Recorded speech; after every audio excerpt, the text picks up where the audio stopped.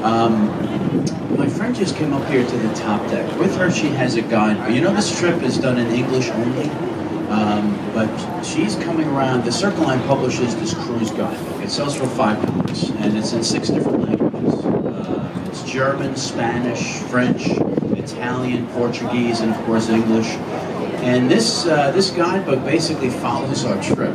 Shows you pretty much what we're going to be seeing here today in those different languages. And also, the mag flips open to a map which pinpoints a lot of the highlights out for you. So I just wanted to let you know it's $5. We'll be coming around with them. If you'd like to take a look, just pull her on over. Just raise your hand and she'll pick you out. If you'd like to see one of these cruise guidebooks today.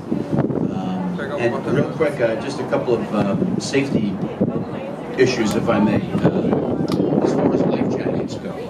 Whether you look in front of you or behind you, you'll notice there are these silver boxes. We have these metal containers throughout the boat.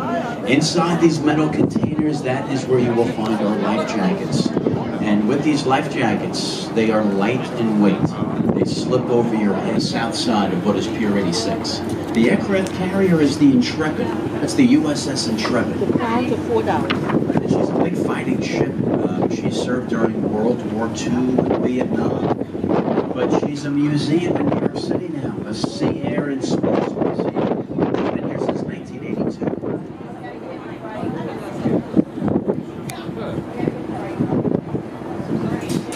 Right off the end of Pier 86, you see that there's an airplane. This is one of the retired British Airways Concords, which it's been part of this museum for years. And you know, the newest addition to the Intrepid Museum, you know, the space shuttle, the Enterprise, on the flight deck of the Intrepid, underneath that covered pavilion up there. That's where they find the space shuttle. We've done this for a couple of years.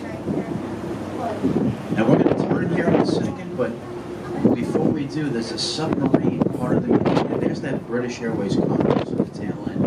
Or on the north side, straight across to the right, it's a missile launching submarine. The name of it is the Grab.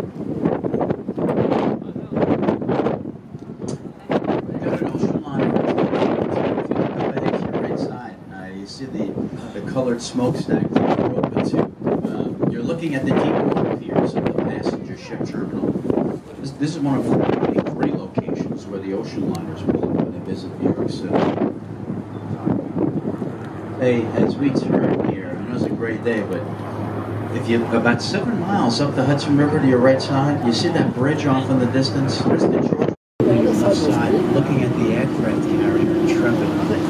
You've got 3 of the fastest aircraft known to man in this one exhibit. I don't know if I mentioned, but that British Airways Concorde, that's the one that's set the record. Just a little bit ahead you right, you'll notice a small church sitting in the middle of a park. If you can see the spire above the trees, it's the Church of St. Peter and Paul.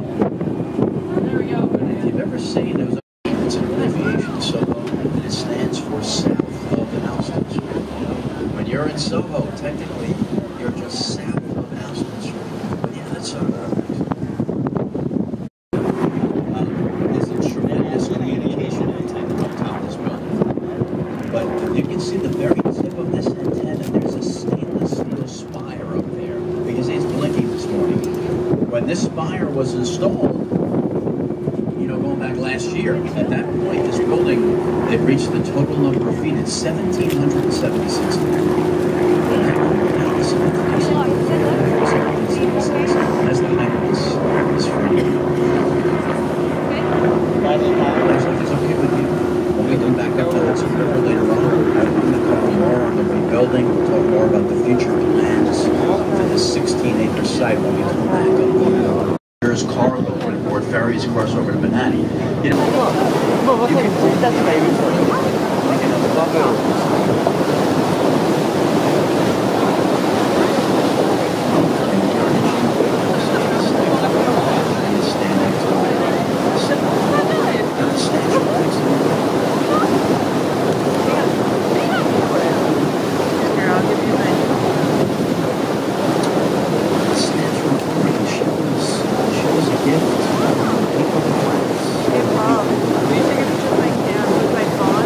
Let me know if you want me to.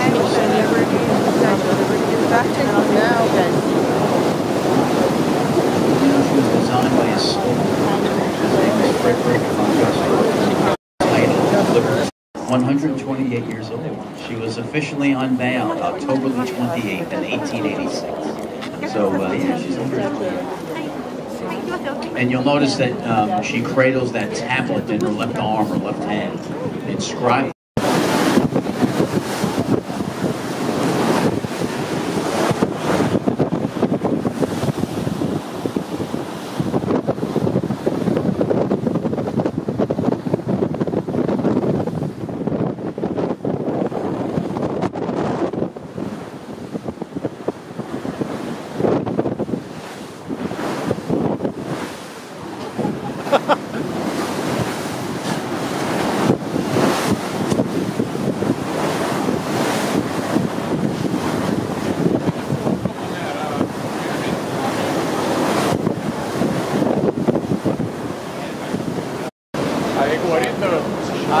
The Brooklyn Bridge opened up in 1883. It was designed by a German immigrant, John Bogling. Unfortunately, never.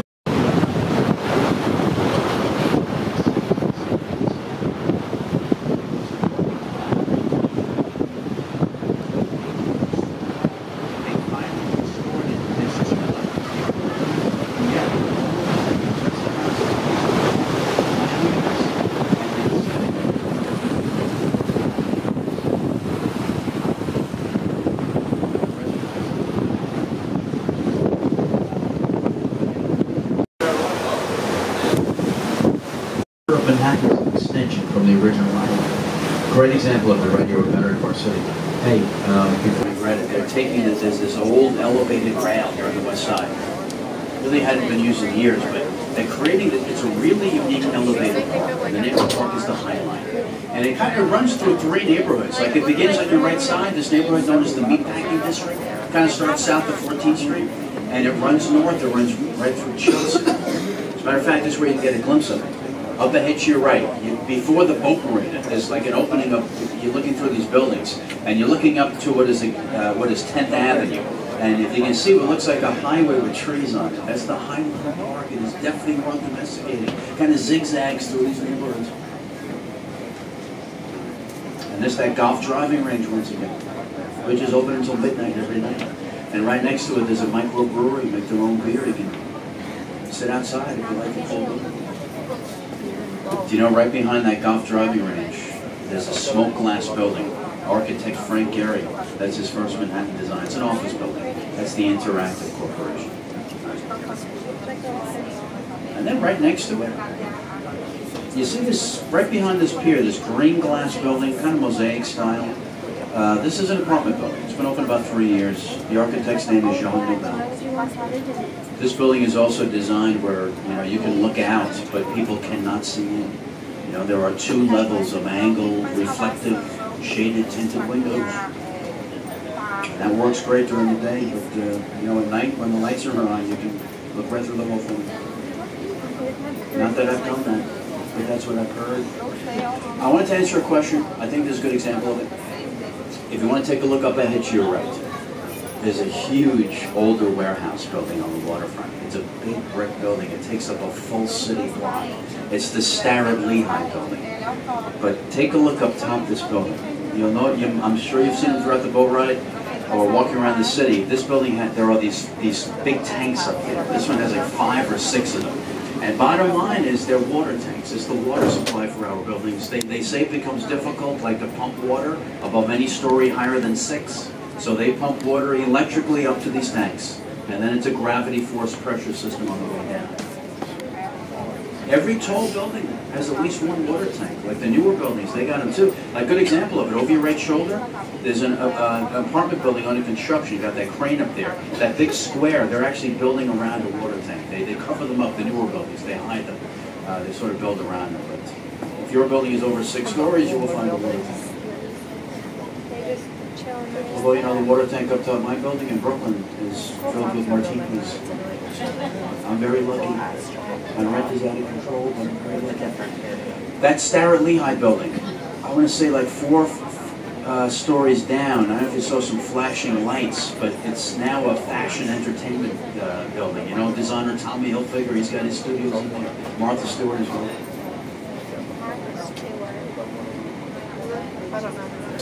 Oh. to the Empire State Building, getting back up to Midtown. There are, and by the way, if you're in this city for this weekend, enjoy today and Sunday. Tomorrow, unfortunately, the rain is coming later tonight. And the rain is going to kind of be with us for the next, through tomorrow. So maybe indoor activities tomorrow, shopping in museums. Tomorrow looks like a little bit on the wet side. So get out there today. You have until, looks like 7, 8 o'clock before maybe that drizzle begins. So anyway, I was getting to, there's 2 observation decks on top of the Empire State. You've seen movies like Sleepless in Seattle and Affair to Remember. These movies were filmed on the 86th floor observation deck, open air deck, outside deck. And you can go higher. You can go to level 102. That observation deck, I want to say, is glass enclosed, but either way, you got some great views. And they're open until 2 o'clock in the morning. The last elevator up is at 1:15 a.m., but you're welcome to stay until 2. Hey, between us and the Empire State Building, slender, dark glass building, a red and white number 1 Penn Plaza, right around the corner, Penn Station. Right next door, Madison Square Garden, home of the New York Knicks, the New York Liberty, the New York Rangers. Tonight, James Taylor is performing at Madison Square Garden at 8 o'clock. And there are tickets still available if you're interested. So at the garden tonight, you got James Taylor. That's crazy. That's the coolest thing we've had. This Pier 76, I think I mentioned earlier, was the home of the USS United States. But this pier is now, you see they left the gate open off the end of the pier? Take a look through that gate. You see a lot of cars. This pier is a police pound for illegally parked cars. If you park your car illegally here in Manhattan, if your car gets towed away and you want to get it back again, this is where you come out and get it. When you pick up your car, bring your check. Get ready to pay at least $350 in fines. They've been doubling, tripling the fines over the past few years. And if you don't pay that fine, I think it was like within 48 hours, they push your car into the river. No, they don't do that. It hasn't gotten that bad yet. Let me get this one building in before we pull in. You're going to go pretty far north and east, up and into your right. There's a dark glass building. You can just see the top few floors if you can make it out. It has this interlocking diamond-shaped pattern, these kind of silver lines. It's the Hearst Publishing Building. It's brand new on 8th Avenue. It's got a really, especially when the sun is out, really unique look. The sun reflecting off those angled panels. And the architect's name is Frost. That Hearst Tower was also featured in the movie. I hate to even admit this, but my wife forced me to watch this movie called Confessions of a Shopaholic, which was surprisingly overlooked by the Academy at the time. That was the building in that movie. Hey, listen, I have a favor to ask of you guys. If you're on the top deck, please stay up here. We're going to be docking this boat in just a moment. I'm actually going to rope off these stairwells. It's kind of a new thing, but for safety reasons, we do not want you on the stairwell as we dock this boat, so just relax, stay where you are. Once we get secured at the pier, of course, you can head on down.